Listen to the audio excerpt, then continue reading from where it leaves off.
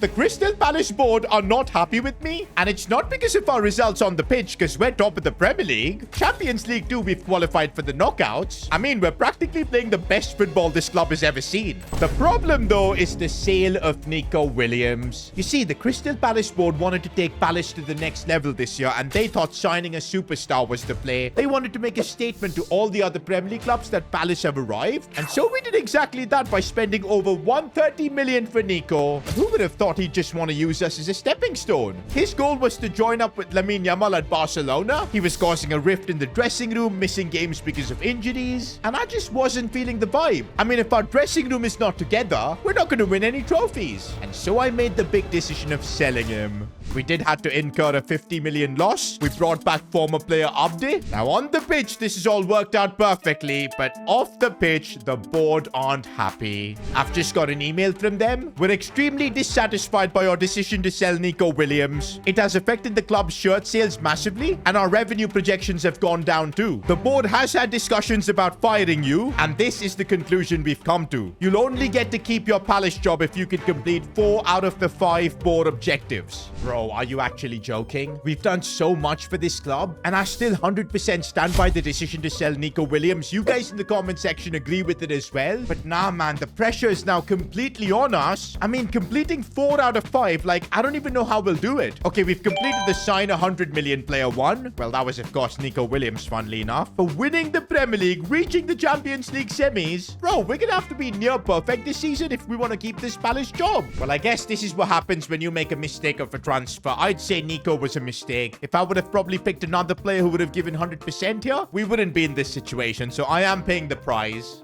For now, let's just focus on completing our objectives, man. I really want to keep this Palace job going, because I feel like there's so much we can achieve. The Premier League, the Champions League. It might not happen in one season, though. That's the problem. But okay, we've got an FA Cup game now, and I'll be honest, I couldn't care less. Our focus is only on the Premier League and the Champions League, but we will use the FA Cup games to, of course, play the likes of Barlow and Wheatley. Rotate the squad as well. Give some players rest. This way, we'll make solid progress towards our Youth Academy challenge as well. And funnily enough, we're still going through to the next round. Okay, we do have a press conference question. Why don't you make substitutions subbing in Barlow and Wheatley later into the game? That will help with the appearances. You know what? You're not wrong, but I feel like that's kind of cheating. It would be so easy for us to complete that Youth Academy objective by just subbing on Barlow and Wheatley in the 85th minute or something like that. I wouldn't treat this challenge as giving these players proper starts. Only then it'll count. And to be fair, we aren't doing all that bad right now. They're on 16 appearances. We need to get them to 30. Completing this objective,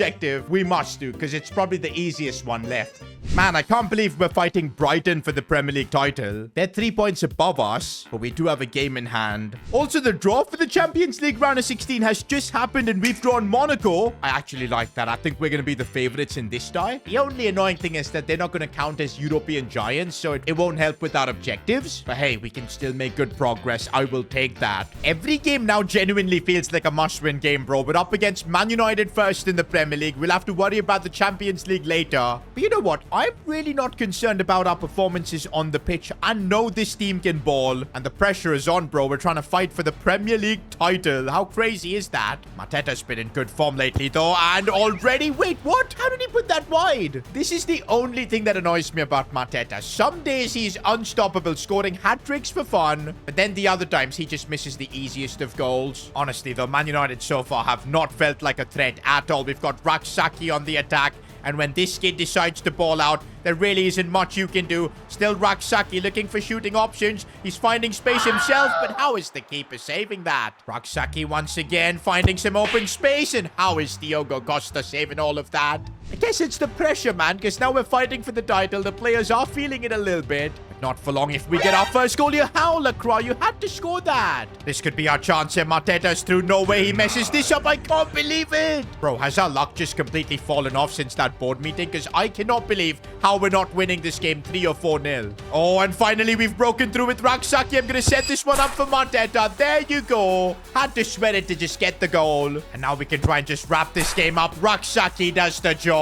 We needed this win against Man United, especially after all the pressure coming from the board. Oh, we've now got another FA Cup game. Again, perfect chance to play the likes of Barlow, Wheatley as well. Rotate pretty much the entire team, because don't forget, we've got Champions League action coming up soon. Can we still make it through And yes, we can. Oh no, Wheatley got sent off, but he actually scored. Fair enough. Honestly, the further we can keep going in the FA Cup, the easier it will be to complete the Youth Academy Challenge, because I'm just going to use Barlow and Wheatley in this competition. For now, though, we do have to worry about the Champions League. We're taking on Monaco. To be brutally honest, I'm looking at their team. We should be cooking them, man. Yes, maybe I am underestimating them, but the level we are at right now, top of the Premier League table, nah, a team like Monaco can't be threatening us. In fact, I want to try and wrap up this tie in the first leg itself. Let's see. And if Leif Davies can make runs like that, it will make things easier. Back inside for Abde, who gets in behind here, looking for a cutback. Already we're putting Monaco under pressure. Now, I like this set-piece routine where I can just whip across in the back post, and we almost scored from it. I see that run from Marteta. It's a brilliant ball. Marteta on the volley for the goal, but I think it's offside. Wait, this is the first time Monaco have actually come forward. I don't like this. Dean Henderson making a save. Bro, 30 minutes in, and we haven't really created all that much. I mean, maybe I did underestimate Monaco and it's not going well. But here we go. This is much better. Leif Davies finding Morgan Rogers, and now Marteta with space, and he banks it home. That's what I'm talking about. We get the lead. No. Monaco have gone through and they actually get the goal. Well, we did underestimate them because they've been very much equal to us. And I guess that's the Champions League. No team is going to make it easy for us to make it to the semi-finals. We're going to have to really grind it out. Maybe our approach is going to have to be different as well. I can't think of wrapping the tie in the first leg itself. We got to play this smart now. I don't want to be conceding one more. Let's look for Abde, who's found a bit of space. We need Abde, and oh, he's dragged it wide. There's a lot of pressure on him as well because he's the player replacing Nico. And of course, the board doesn't like the decision. The fans probably prefer Nico because he's the superstar. Abde definitely has a lot to prove. Abde looking again for Marteta. That's a perfect ball. Why did he take the touch? Why not just head it home? Oh, this is a big moment, and we've got a free kick. And Reece James is actually pretty good with free kicks. He scored one recently for Chelsea. Bro, if he can call this in, he'd be an instant cult hero. Come on, Reece. Get the power right. Let's see if he can call this one up and over. And it was the worst free kick I think I've ever seen. I guess this is where we're missing Ruben Neves, man. Having a proper world-class free kick taker. But we're still on the attack here. Raksaki looking for that pass for Marteta. This time strikes it first time. Rebound as well, but he's put it wide. This is where I sometimes feel that with Marteta, we can't win the Premier League. We can't win the Champions League. Because he just becomes so wasteful. And that's full time, boys. 1-1 is the scoreline. I made a big mistake underestimating Monaco. This tie will be decided in the second leg. And you know what? For this second leg, I'm tempted to go with Marcus Rashford. I know he's such a clutch player. We'll also go for Barlow, just because I want something different up top. We'll always have the option to bring on the man Mountain in the second half. This is a bit of a risk, you know. But whenever I've played Barlow, he's always delivered. And by the way, this is our 150th game as the Palace manager. We gotta make it special. We are not getting knocked out of the Champions League. I mean, I could literally lose my job if that happens. In fact, I'm most definitely sure we will, because we'll fail the Champions League semi-final objective, and we also don't have 4 wins against European giants. Bro, I'm literally playing for my job here. Oh, I see the run being made by Jamie Barlow. Here he goes. Proper chance that. Can he make it count? In the Champions League, he can. I told you, whenever we trust Barlow, he never disappoints. These kind of runs that rely on pure pace, that's something Jamie Barlow gives us. He's more of a mobile striker. Whereas with Marteta, we've got to get the ball to his feet, give him a lot of service. Maybe in the Champions League, Jamie Barlow tactically will just work way better. Oh, that's a good cross coming in. Leif Davies does a good job. He is one of the most underrated players I think we've got. Always does the job. And I think we're going to need him again here. This is not good. Leif Davies. This time it's Lacroix coming clutch. Second goal now would just ease the pressure. And maybe Marcus Rashford is the man to get it. He's breaking through with pace. Rashford, but he couldn't open his body up. And you know what? Maybe now is the time to make changes as well. We'll bring on Abde. Barlow has done his job. Let's bring on Marteta. This is how we're going to use our entire squad. The scoreline being only 1-0 does worry me. If we could get one more goal here, it would definitely ease the pressure. But at the same time, we got to defend strong, because if we concede, this game could go to extra time. And this is bad. It's a 2v1 situation here. I do not like this. Adam Wharton has done so well there. Clear the ball, Lacroix. And what?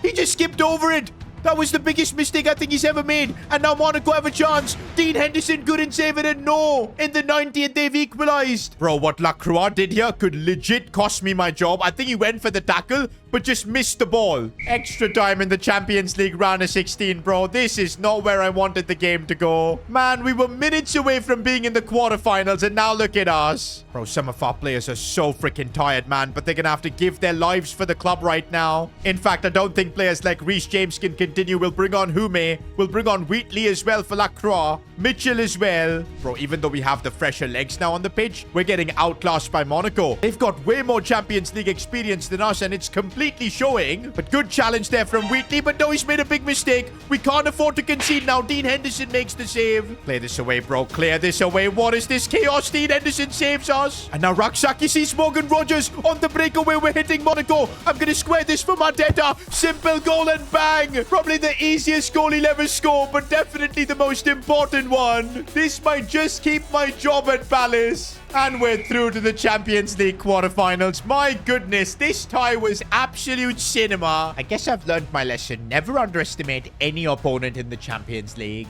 Bro, but at that stage of the season where there's literally no room to breathe, we can't even celebrate making it to the quarterfinals because look at the Premier League. Brighton are going aura for aura with us. And we can't afford to slip up. We need to keep getting results just like that. Raksaki with the goal. We can seal this now with Raksaki. He gets himself another one. These are the kind of results we need to keep delivering in the Premier League, all while we're still focusing on the Champions League. Do you know what? I'm going to keep most of my first team for this squad, except for Wheatley and Barlow. We'll just play them, so of course it can help us with the objective. We've reached so far in the FA Cup. Might as well just give it a shot to see how far we can go. And we've actually knocked out Spurs. Bro, I'm starting to get excited now. Maybe the treble could be on the cards. Well, all my dreams have just been crushed. We've drawn PSG in the Champions League. It's over.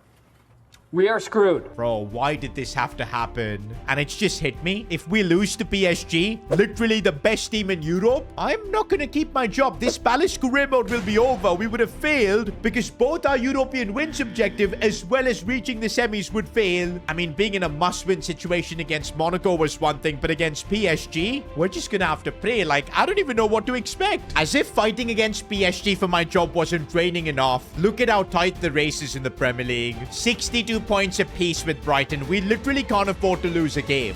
To be honest, we're facing Spurs, and this could be good warm-up for the PSG game. That is if we win. And bro, the kind of form Raksaki is in, it looks like we can easily get through Spurs. He finds Mateta, and there's the finish. Bro, when the man Mountain is actually on form, he's got his shooting boots on. I don't think there's a better striker in the game. Oh, but defensively, we have been exposed a little bit. Spurs are back in this. Oh, that was a bad tackle, and no, he dived. If he hadn't gone down there, it probably wouldn't be a penalty, but I guess there was contact. It's almost like there's PSG on our players' minds, and it's kind of affecting us. We're 2-1 down. Bro, before that PSG game, I don't want to be going into it with a loss. It's going to change the mindset of our players. We need to make a comeback here. Morgan Rogers, how are you not scoring? Why is Esteve suddenly playing in the left wing position? I just don't get this, but he's found a good pass for Mateta. Now Morgan Rogers, there you go. We've got the equalizer. What is this defending, though? Tottenham are now 3-2 up. Bro, if we do this against PSG, the likes of Dembele and Doué are just going to crush us. Do you know what? We can also treat this game like a big test before that Champions League game. Can we make the comeback against Spurs? And okay, Morgan Rogers has found a bit of space. Going to square it for Mateta. A simple goal. But the job's not done yet. But bro, we're defending like hopeless chickens, man. What on earth is happening? Bro, we're actually getting cooked here. Ekitike with another goal. Spurs have just beaten us 5-3. How? Bro, Ekitike dunked 4 goals in my head. I genuinely can't believe this. No way, guys. We've dropped down to second in the Premier League. And it's like the title race has completely fallen apart. We're 5 points off Brighton. Are you even kidding me? We do have a game against Brighton towards the end of the season, but that'll only claw back 3 points. Our fate in the Premier League now depends on Brighton to draw points, and I don't like this position that we're in. Remember, winning the Premier League is one of our primary board objectives. Man, this is indeed stressful, and the worst thing is we need to put all of this aside now and get ready to face PSG in the Champions League. I'm genuinely not prepared for this, bro. Like, especially after what happened against Spurs. PSG are going to probably be 10 times worse to face. But again, literally, my job is on the line. We need to somehow knock them out, make it to the semis. Maybe we're going to need something special here. Eze up there with the first chance, going for goal, forcing a big save. At least we're putting pressure on PSG. That's what matters. Okay, I'm going to try a set-piece routine and see if that works. And oh, good ball in for Raksaki. Now it is Santos. I don't think that set-piece routine has really worked as we've just given the ball away.